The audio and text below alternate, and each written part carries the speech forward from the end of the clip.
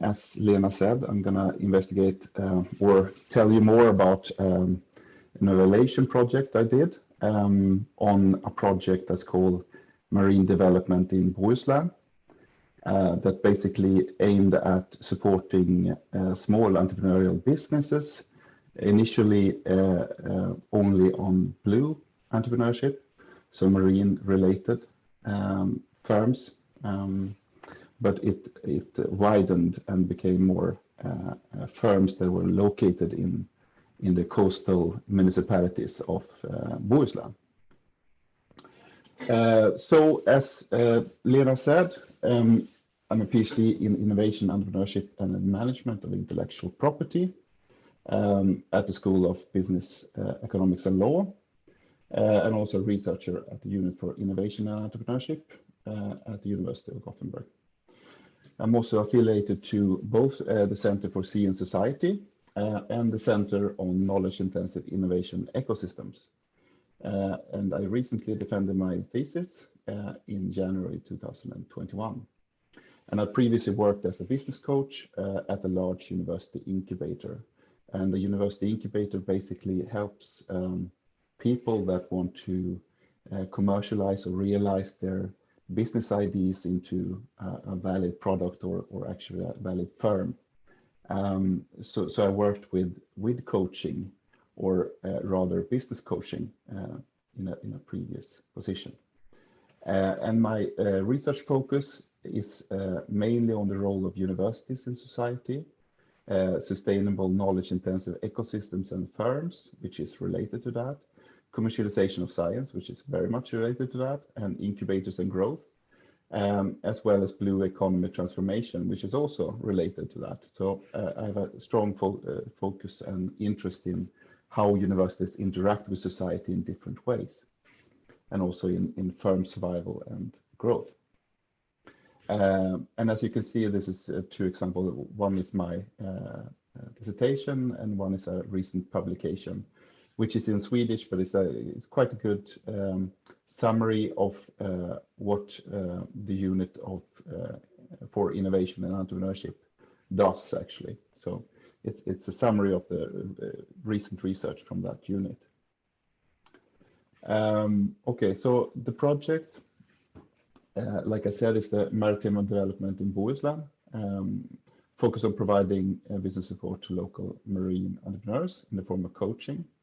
And it involved actors, but it's not limited to local businesses, municipalities in Bohuslän, Strömstad, Tanum, Sotenäs, Lysekil, Orust och Munkedal.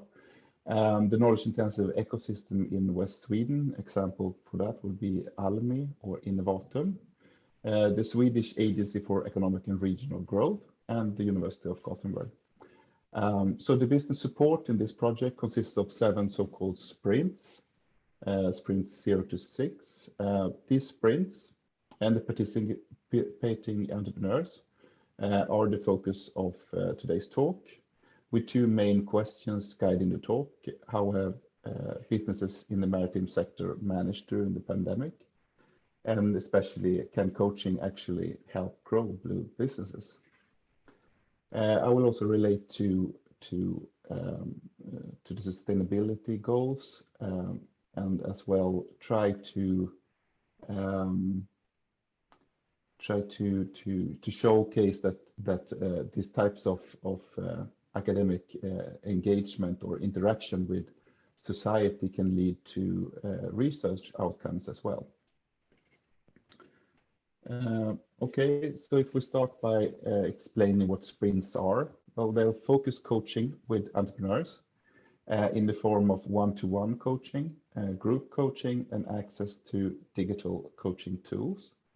The participants were matched and paired up with a coach based on which type of business they were in and what type of personality the entrepreneur had and the coach had, so it would optimally match up. And coaching is different from business advice. We'll talk more about that later. And the fundamentals of coaching, that starts out with the present situation or picture. How is it now? What works? What does not work?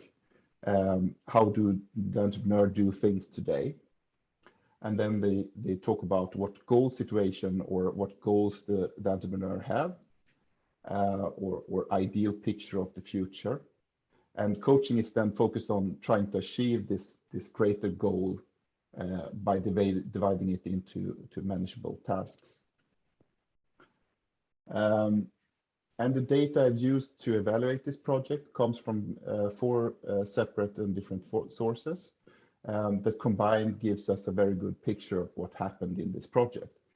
So start off with Statistics Sweden data on participating firms, which gives summary statistics such as revenues, age of the firm, etc. Also, there's survey data from participants in all sprints. The response rate is 41%, which is very good. Interview data from interviews carried out 3 months after finished sprint, and that's interviews with 41% of all the participants, and it's randomized selection.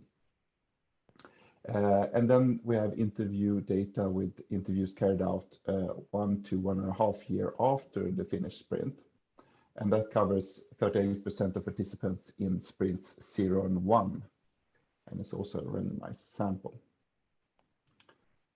So if we start with the characteristics of the participating entrepreneurs and firms, there were 114 entrepreneurs participating in these 7 sprints. They were divided by gender to 58% women and 42% men. And on average, the participating firms were rather young. They were 11 years old on average. The revenues in 2020 were approximately 750 SEK, while the distribution, i.e. the difference between the minimum and the maximum amount was quite great spread. And the largest firm participating had approximately 75 million in revenues. So it goes from rather very small to quite big. And number of employees were approximately 2.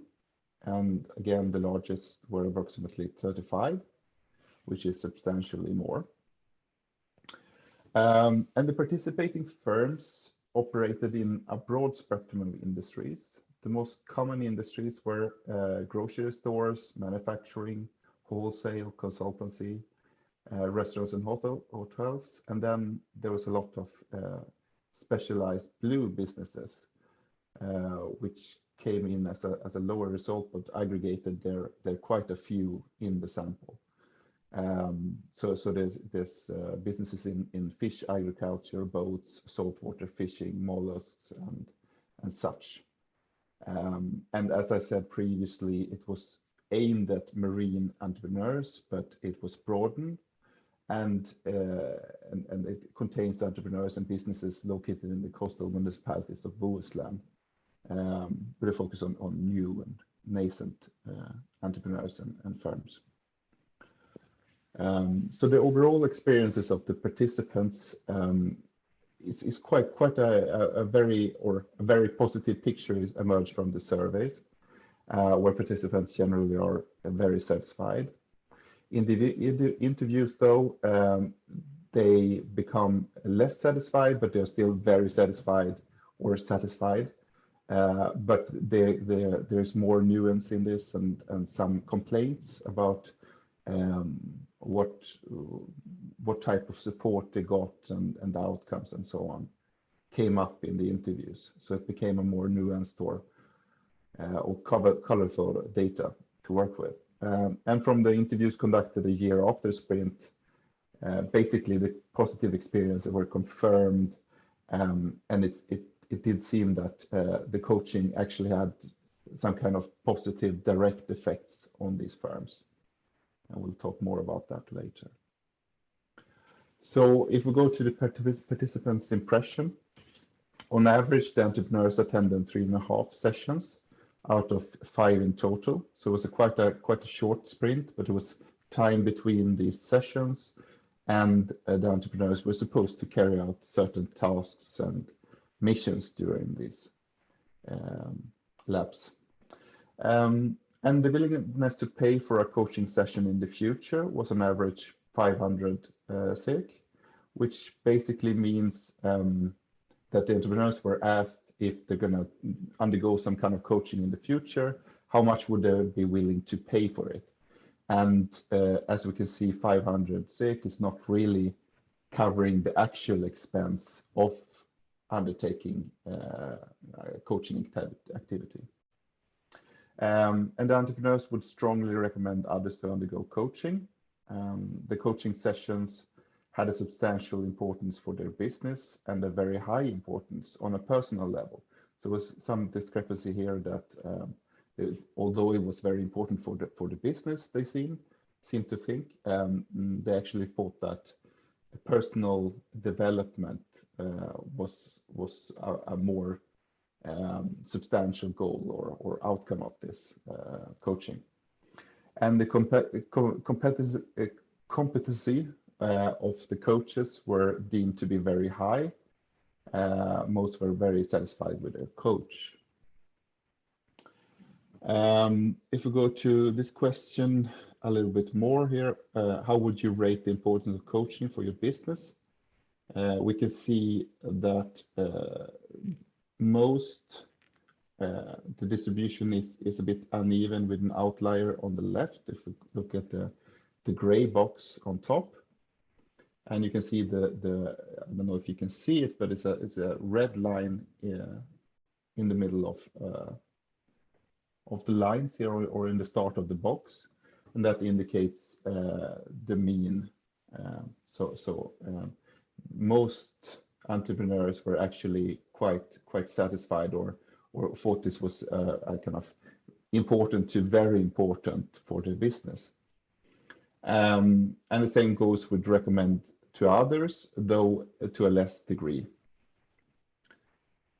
So the role of the coach. So most entrepreneurs were happy with their coach, but some expressed discontent with coaches lacking experience and expertise with a specific industry.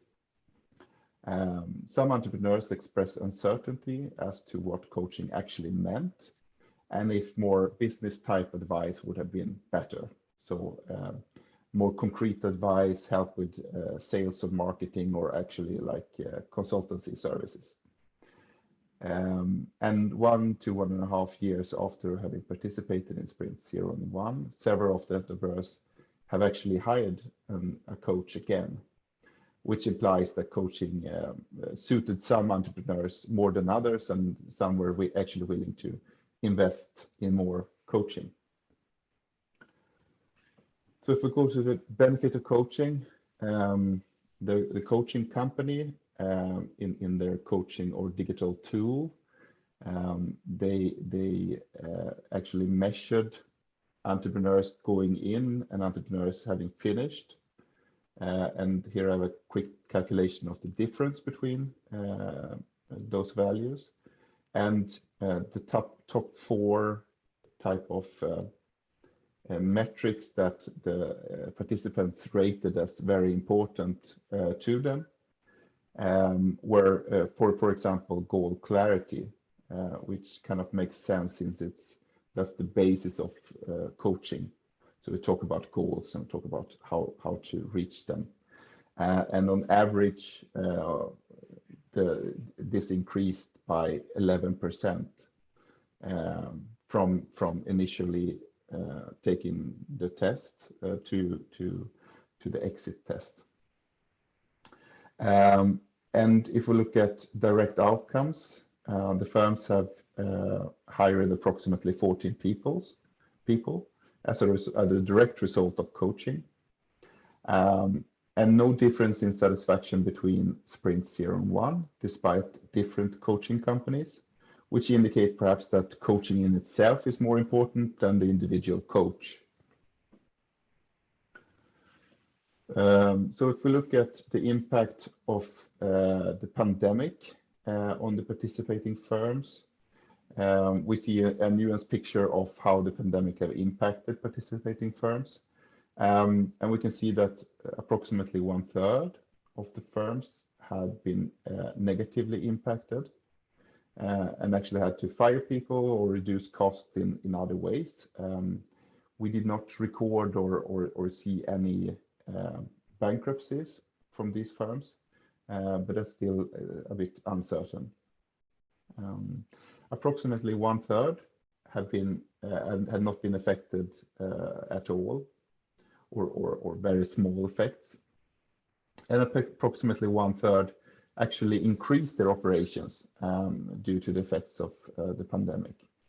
An example of that is firms operating in industries and that had a lot of online presence, and usually they had the online presence already established before the pandemic hit, which a lot of the other firms try to scramble and be in this digital space after it hit. But those firms that actually had already a presence there had a leg up on them.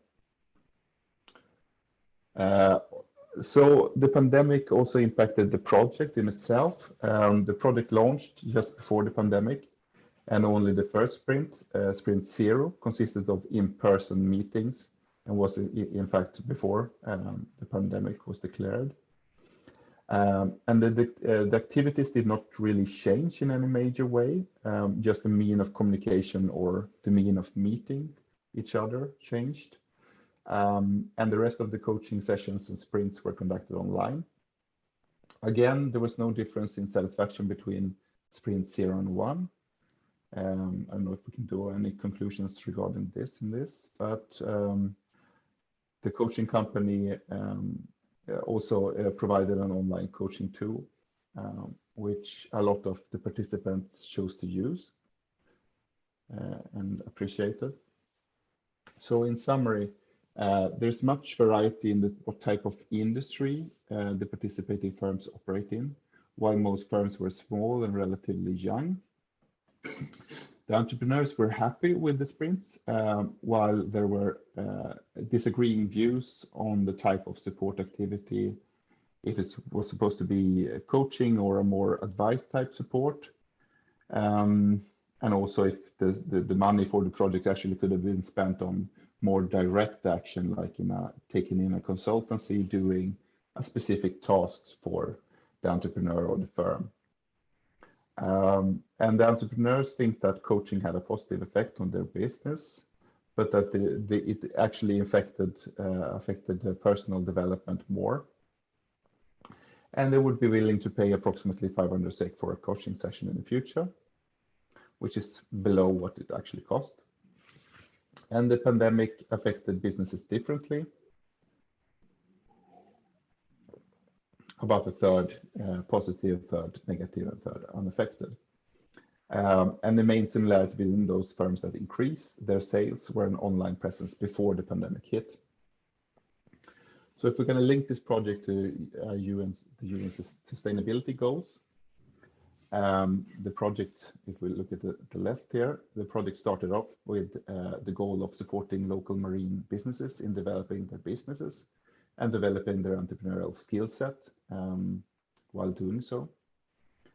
And initially, it meant that the focus were only on blue businesses and entrepreneurs, while in practice this was expanded to local businesses in coastal Bohuslän municipalities, which actually led to an impact on the 8th goal. Some of them actually hired more people as a result of this. And they also reflected more on the future and what they wanted to achieve, both on a personal plane, but also business-wise. So where do they see themselves and their business in the future? Do they see themselves as an employer or a large business, or are they content with just being self-sustained, and so on? So I think it kind of relates to both these goals, and I think it kind of shows that there's usually these types of goals seem to be interlinked in different ways. So what forward recommendation did I make in the report? Well, I think that the nature of coaching is such that it forces entrepreneurs to look a bit further into the future and may therefore lead to development in different forms. Therefore, it's important that similar services are available locally. And a good example for this is Företagsarenor, which is a direct outcome of this project. And that's an organization that provides a space for entrepreneurs and firms to sit and operate in. For a fee, but it also gives entrepreneurs a space to meet other actors in the innovation or entrepreneurship ecosystem. So it extends the support ecosystem from this densely populated Gothenburg area where we have I don't know the last estimate, it was something like 70 different organizations that actually work with supporting entrepreneurs and entrepreneurship, to these more rural or less densely populated areas in the north of Gothenburg, where there isn't that many organizations dealing with these issues or providing some kind of coaching. So this is a cost-effective way of extending the system. I also recommended that they keep on creating opportunities for local entrepreneurs to meet each other. A lot of the entrepreneurs that were interviewed talked about the coaching being very important, but also that meeting other entrepreneurs in similar situations were very valuable for them. And there's also 2 or 3 small local networks that were initiated by this project, but has consisted after the project had ended, with approximately 5 entrepreneurs in each. And another way could be to relocate marine businesses that have a willingness to develop in or near Kristineberg Research Station, thus giving them access to key university infrastructure and knowledge that could help local marine entrepreneurs to grow their businesses and develop their ideas in an environment that could be conducive. I also recommended to have a less focus on evaluating the project with so many means. So if we look at the means here, we have a long time interviews, we have short-term interviews, we have this online tool that the coaching supplier supplied. And we also have the survey going out to everyone. So there's a lot of different means to triangulate this. And although it gives us a very good picture, it could be streamlined somewhat. And also we could improve the survey design, which could lead to more precise and reliable measurements. So here I think there's a real opportunity and place for researchers and university to kind of look into this allocation of taxpayer money and make sure that they are spent wisely, and also evaluating projects could actually lead to exciting research opportunities in themselves. And here I'm gonna show you 3 examples which might or is or are different outcomes of this project. So in the first, there's a long-term project in the making, which would look at follow up the full consequences of coaching, and if we can see them in quantitative means, such as looking at this cohort of firms that have had coaching in these municipalities, and measure them towards or comparing them with a matched sample of businesses that did not receive coaching, and see if the outcome is somehow significantly different from these two groups. And the second would be knowledge intensity sustainability in the pandemic, where we ask the question if and how certain types of firms are better equipped to deal with external shocks, exemplified by the ongoing pandemic, and if that shock leads to firms with a more sustainability focus, having to refocus in order to prioritize revenues over sustainability. And that will be based on the long-term interviews, as well as conducting more interviews later on. And the third would be a recount of practice, which is a rather new type of scientific paper that is an opportunity for researchers that has conducted some more practical things. It could be something of a teaching activity or evaluation of a project, for example. And they can recount this practice and learning outcomes doing this. And it's become quite a popular type of article. And here I'm going to write the paper together with the project manager of this project, Carl Dahlberg. And we're going to look at how the pandemic affected yeah,